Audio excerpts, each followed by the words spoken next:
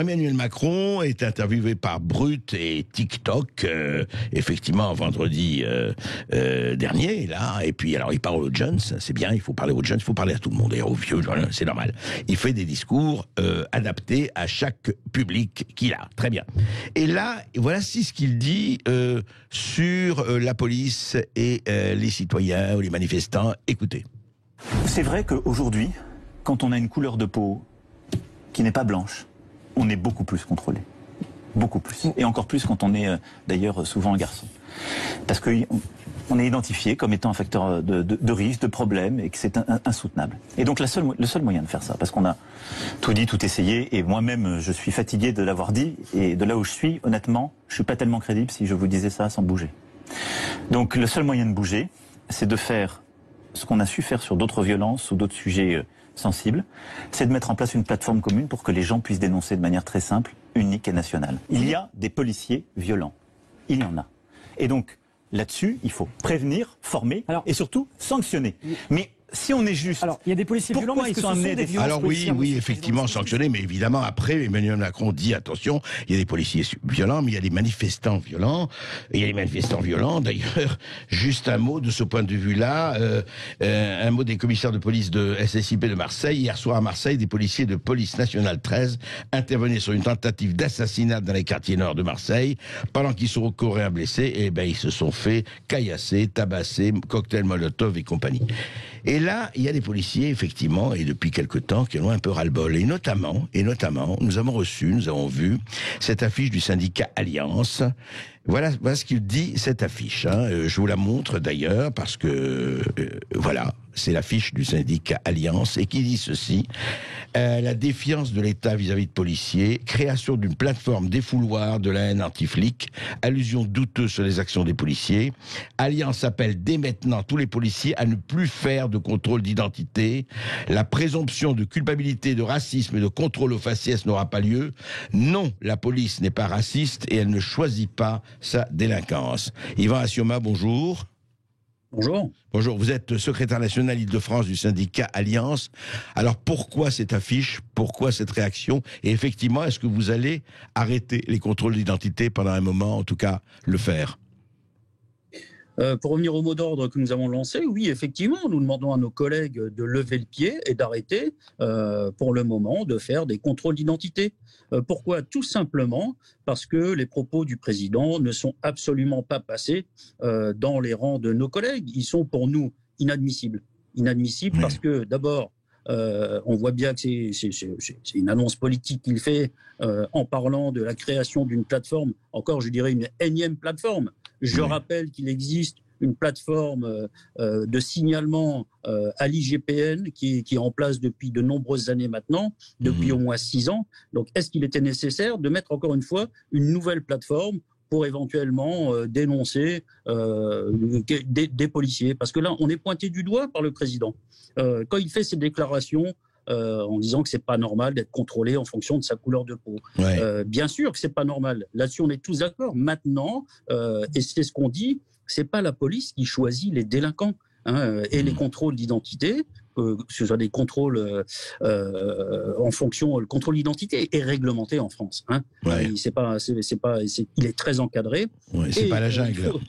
C'est pas la jungle. Et il faut surtout que la population sache que les policiers, ils contrôlent les gens, ils contrôlent la population locale.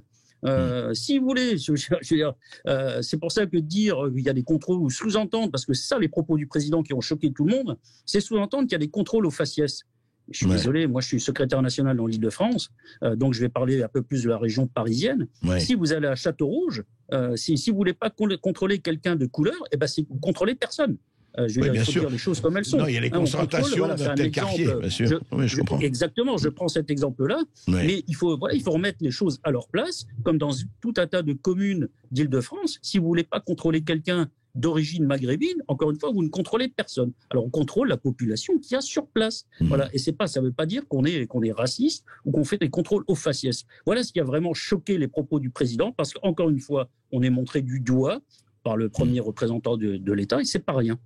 Oui, c'est sûr, mais justement, parce que beaucoup de gens se sont élevés dans le fait que l'IGPN, ça suffisait pas pour contrôler quand il y avait des débordements, parce qu'il ne s'agit pas évidemment de généraliser jamais, et nous encore moins que les autres.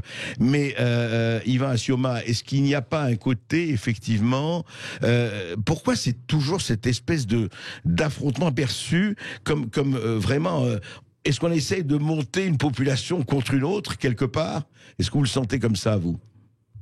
Ben, je crois que il y a des problèmes qui dépassent de loin la police nationale. Là, aujourd'hui, en France, hein, Oui. quand même, il y a une crise sanitaire. La crise sanitaire cache aussi des crises sociales. Et puis, qui on envoie sur le front, c'est la police nationale pour gérer les manifestations. Et puis, on voit bien de toute façon que quelles que soient les manifestations qui se mettent en place, le mot d'ordre dérive, et puis on s'en prend à la police qui est violente, la police qui est raciste.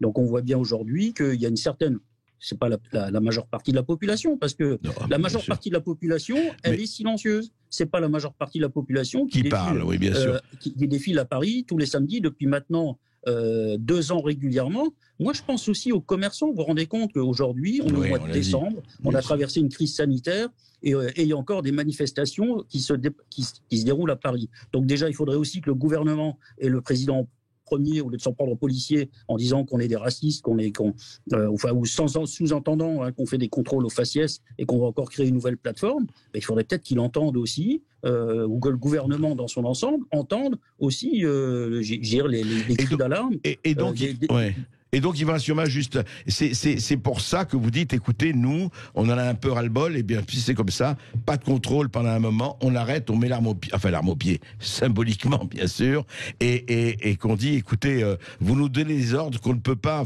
vous nous donnez des ordres d'un côté, et de l'autre côté, vous nous dénoncez. C'est un peu ça. Mais exactement. La police nationale n'est pas responsable de tous les maux de la société. Et je crois qu'en France, il y a d'autres problèmes à régler un peu plus urgemment que des dérives, c'est des soi-disant dérives de violence par certains de nos collègues. Voilà, je ne crois pas que ce soit le problème le plus urgent à régler en France. Alors, c'est pour ça, là, on est montré du doigt. C'est encore une fois l'arbre qui cache la forêt par rapport aux autres problèmes de la société. Merci Yvan Assioma, merci. Écoutez, on va suivre ça et effectivement, il y a un vrai problème. Je signale simplement qu'il faut savoir qu'en Californie, vos policiers, vos collègues, de Californie du Sud, sont allés encore plus loin. Ils refusent de contrôler les commerces qui restent ouverts parce qu'ils trouvent que ça fait qu'ils ne veulent plus suivre. À un moment donné, c'est vrai que vous êtes aussi des citoyens et des hommes. Vous avez aussi votre conscience de citoyen et d'homme. Voilà. Mais tout à fait. Même en France, ça se passe comme ça. Nos collègues aussi ont levé le pied sur ces contrôles sanitaires parce qu'on le voit bien, qu'on contrôle toujours finalement. La loi, plus ça va en France, on a l'impression que la loi finit par ne s'appliquer qu'aux gens honnêtes. Alors, donc, nos collègues aussi ont fait ce constat et ont levé le pied, parce qu'il y a toute une population délinquante qui aujourd'hui dans une défiance perpétuelle, qui ne respecte ni les policiers, ni les lois. Et à laquelle on touche peut-être un peu moins que les gens qui sont attablés dans un café ou en bord de mer. Merci Yvan Assioma. Exactement. Merci à vous. Merci beaucoup Yvan Assioma, je rappelle, secrétaire national Île-de-France du syndicat Alliance. Alors,